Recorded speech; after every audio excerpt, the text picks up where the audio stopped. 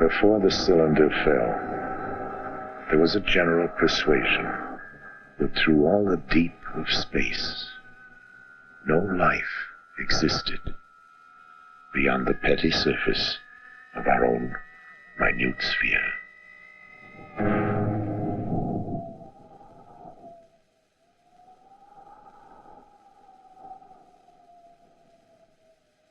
We know now that in the early years of the 20th century, this world was being watched closely by intelligences greater than man's. Across an immense ethereal gulf, minds that are to our minds as our minds are to the beasts in the jungle, intellects, vast, cool, and unsympathetic, regarded this earth with envious eyes, and surely drew their plans against us.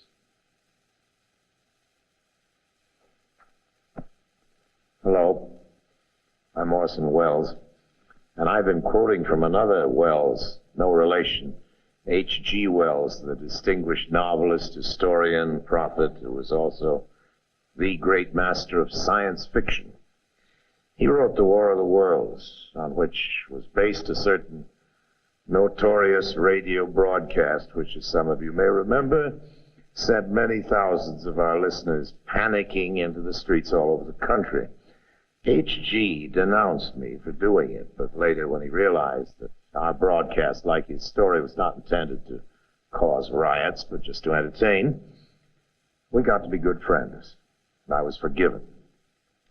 Whether all those people who jammed the highways and even took to the hills to escape the Martians have forgiven me is another matter. This was it. We thought that this was it.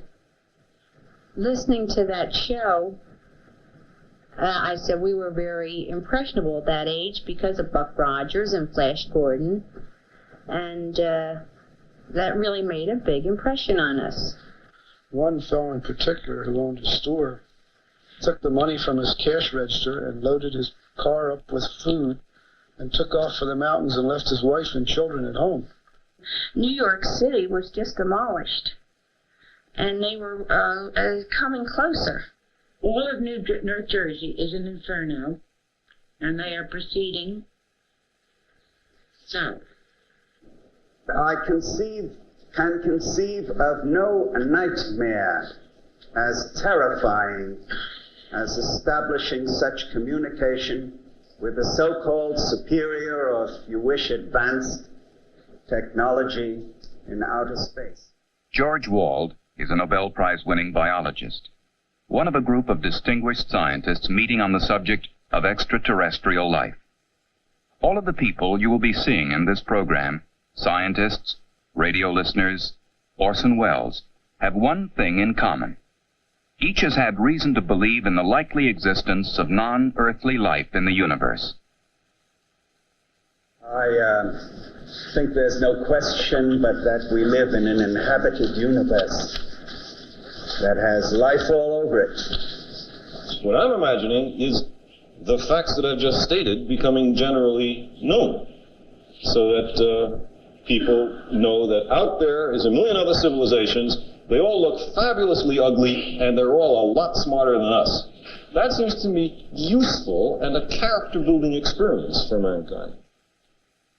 From the monstrous Mars life of his famous broadcast, Orson Welles will be taking us through science fiction to science fact, to the new view of extraterrestrial life now emerging from probes to the planets, interstellar discoveries, and findings about the nature of life itself.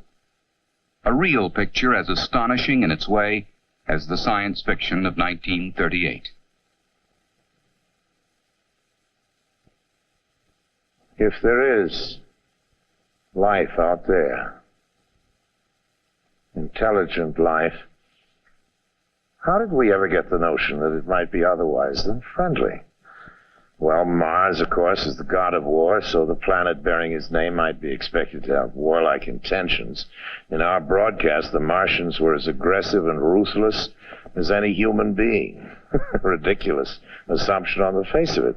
They were supposedly as bad as we are, at our worst, and also much uglier. They brandished death rays in their slimy tentacles. And for a while at least, just toward the end of the radio play, they appeared to be totally invincible. What finally stopped them? Well, here's the way it went.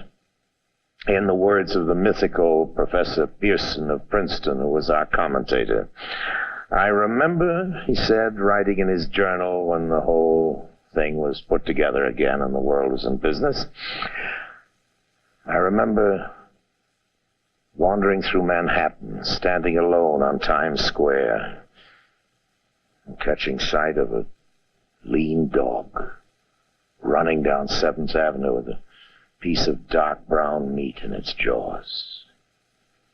I walked up Broadway, past silent shop windows, and suddenly I caught sight of a Martian machine. And then across Columbus Circle, I could see, standing in a silent row, 19 of those great metal titans, their cowls empty, their steel arms hanging listlessly by their sides. And I looked for the monsters that inhabit those machines, and then, before my eyes, I saw them stark and silent. The Martians themselves, with a flock of hungry birds pecking and tearing brown shreds of flesh from their dead bodies.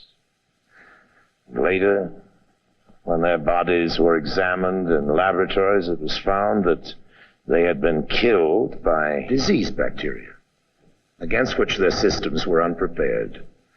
Slain after all man's defenses had failed by the humblest thing that God in his wisdom had put upon this earth, the common cold. And that's the way it was. Well, quite a lot of things have happened in the world since then. An invasion from the planet Mars, that at least is one thing that didn't happen. But in a way, you know, we have been invading Mars. If Mars hasn't exactly been invaded, well, it's certainly been investigated, not attacked, but thoroughly, very thoroughly studied. Observations of Mars had begun long before our broadcast, and even back then in 1938, it seemed plausible to many people that life could have developed on Mars, just as it had on Earth. Peering through telescopes, scientists had seen what? Well, first a planet that, like our own Earth, had polar ice caps.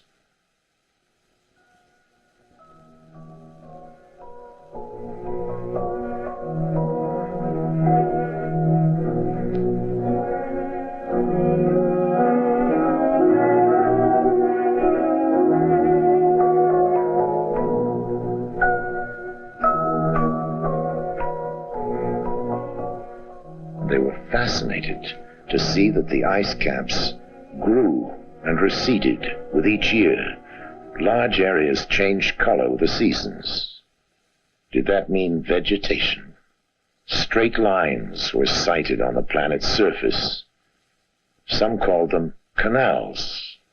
The American astronomer Percival Lowell believed that these Martian canals had been created by an advanced technological civilization.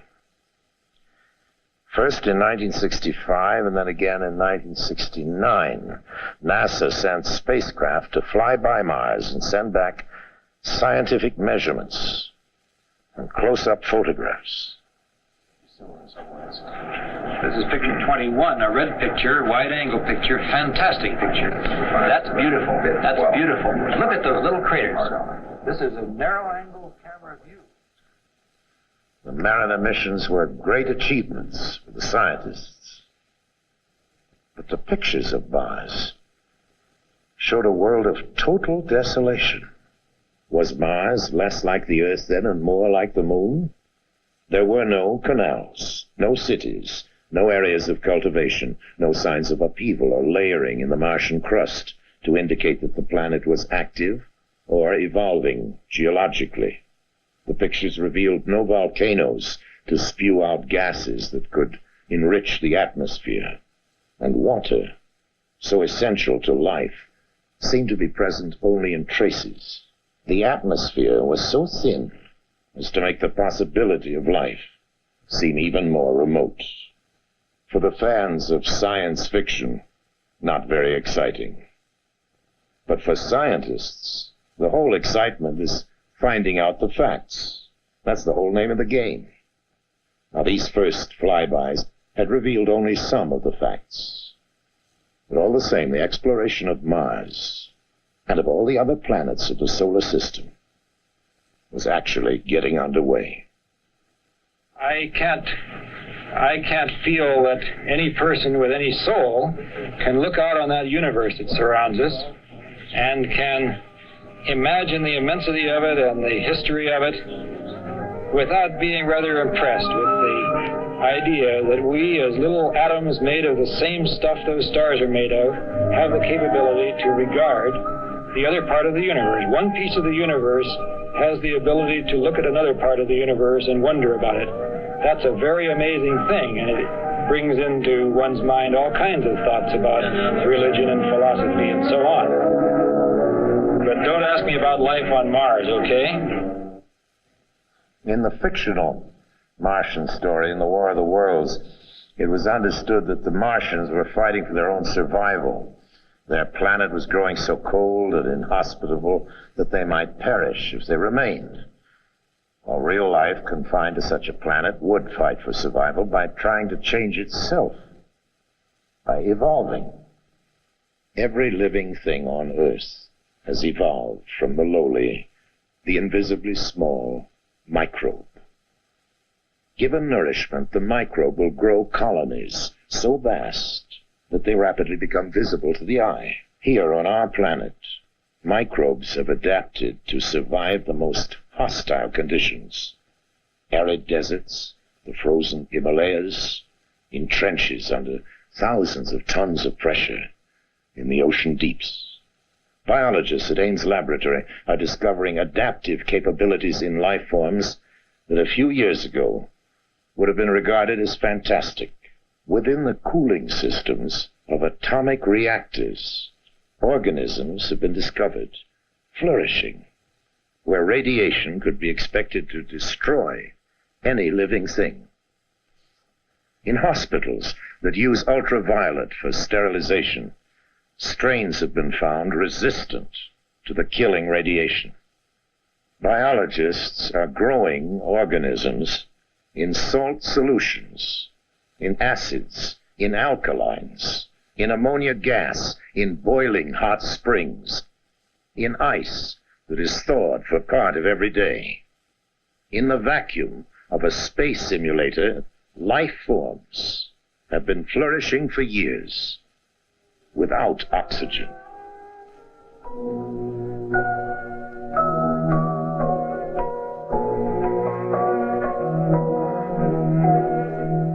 Scientists are studying the kinds of environments that could challenge life forms on the planets and moons of the solar system.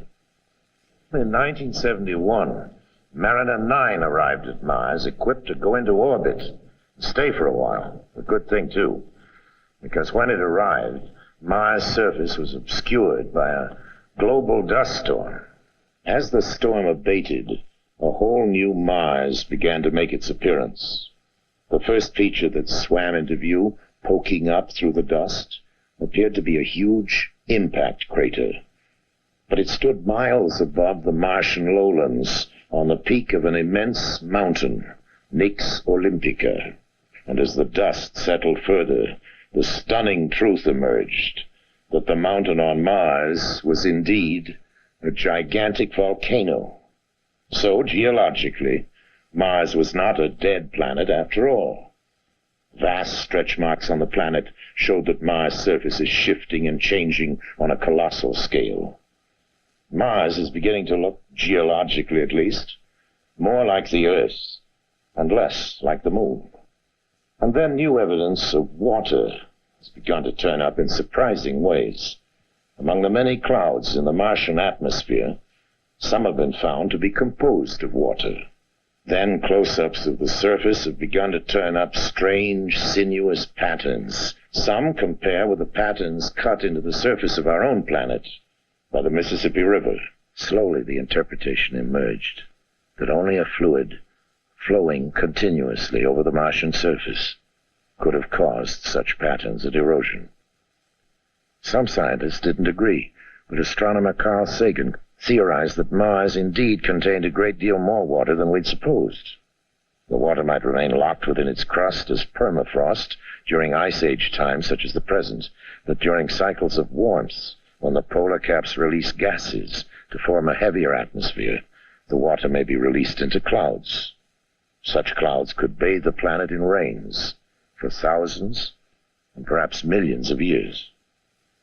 If Sagan's interpretation is correct, life could have originated on Mars in favorable cycles and may have adapted itself to harsher conditions as they developed, and indeed may exist on Mars to this day. Exobiologists are studying other environments, even as they prepare to search directly for life beyond the planet Earth.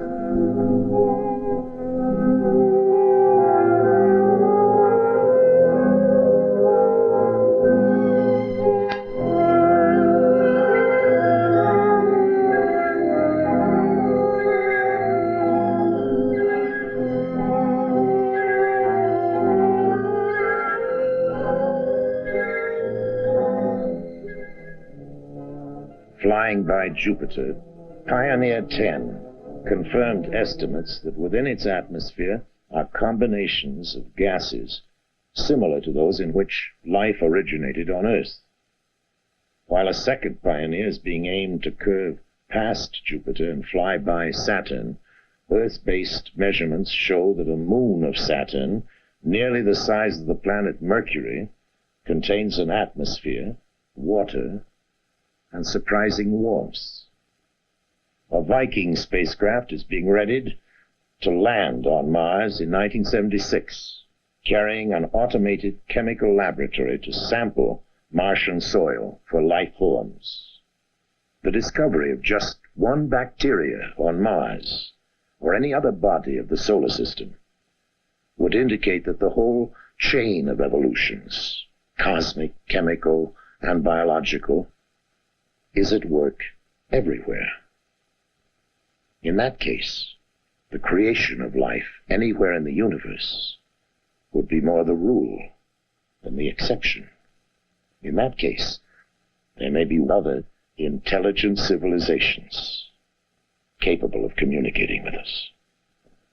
In the impact on ourselves of contact with another intelligent civilization, how it might come about and what the effects might be, is now being discussed by serious thinkers the world over. This symposium at Boston University includes astronomer Carl Sagan, anthropologist Ashley Montague. Krista Stendhal is Dean of the Harvard School of Divinity. Professor Berenson teaches a course entitled Search for Life in the Universe. Professor Philip Morrison of MIT co-authored the first seriously reasoned paper on possible modes of communication with extraterrestrial life. George Wald won the Nobel Prize in 1971 for his work in physiology. It is now okay to talk about life elsewhere or intelligent life elsewhere, whereas a decade or two ago it wasn't okay. It was considered too speculative to be worth any investment of time. So the number of stars in our galaxy alone is so staggeringly large, of the order of 10 to the 11 or more. The probability of stars having planetary systems is so high, we think perhaps half. the probability that those planetary systems might be comparable with our own, and that the stars have some kind of an ecosphere, a sphere in which the radiation is suitable for life, that it's not too hot, not too cold, meeting the other criteria, seems so reasonable. These bits of information that come from astronomy primarily. And then we join with the biochemists who tell us about the probable evolution of life here on Earth, the kinds of elements that are necessary for it, DNA molecules, amino acids and the like, amino acids which have now been found in meteorites, that we have now found interstellar molecules floating out into space between stars, so that you know the materials for a carbon-based life exist. We know that many of the building blocks of life in our own solar system exist off of our planet. If you put these kinds of probabilities together, it begins to lead to the sorts of conclusions that we started with as an initial premise, and which apparently no one on the panel has disagreed, and that is that life must exist in the universe, and it must exist quite abundantly.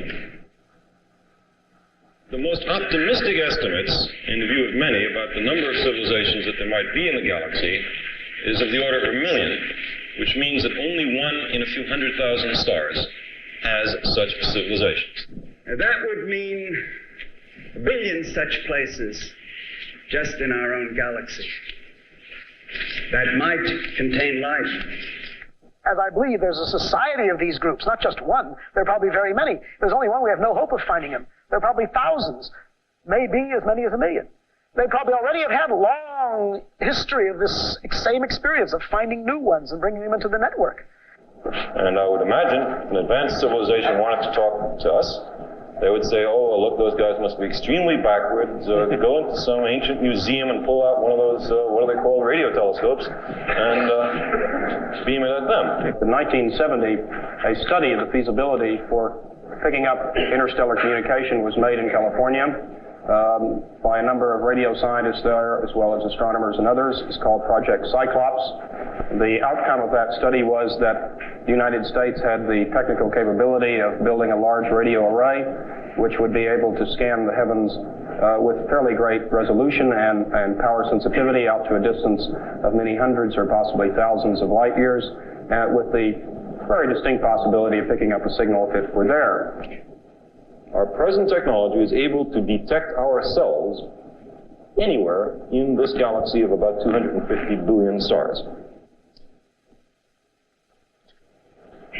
First, the people beaming the message will be incredibly alien. Even if their biochemistry resembles the biochemistry Professor Wald teaches, it will not be all that close, you know. It will have enzymes, but it will be, the LD situation will be quite different, and I don't know what chains of enzyme systems they will have at all. And you couldn't eat their food, very likely, even though they're the same biochemistry. Any more you eat the food of a mushroom, it's very difficult to eat that.